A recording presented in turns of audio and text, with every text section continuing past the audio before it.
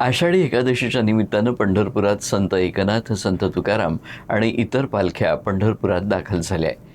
या स्थितीचा आढावा घेतलाय आमच्या प्रतिनिधीनं. आपण माझ्या बाजूला पाहू शकतो संत तुकाराम महाराजांची पालखी आता पंढरपूरमध्ये दाखल झाली आहे. मी सध्या श्री क्षेत्र पंढरपूरमध्ये आहे.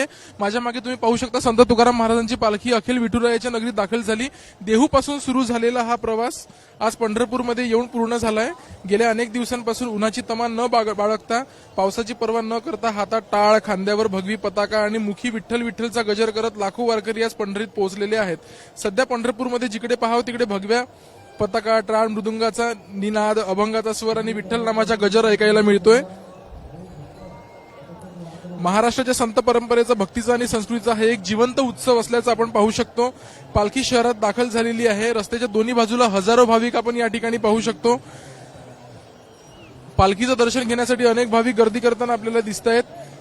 सर्वात महत्वाचं एक वैशिष्ट्य म्हणजे इथे कोणताही भेदभाव नाहीये. श्रीमंत, गरीब, लहान मोठे, महिला, पुरुष प्रत्येक जण एकाच रांगेत चालतो, एकाच पंक्तीत जेवतो, असं चित्र वारीमध्ये पाहायला मिळतंय. तीच वारी आता हळूहळू आपला टप्पा पूर्ण करत अखेर पंढरपूरमध्ये दाखल झाली. उद्या चंद्रभागा नदीच्या तीरी वारकरी शाही स्नान करून पांडुरंगाचं दर्शन घेतील.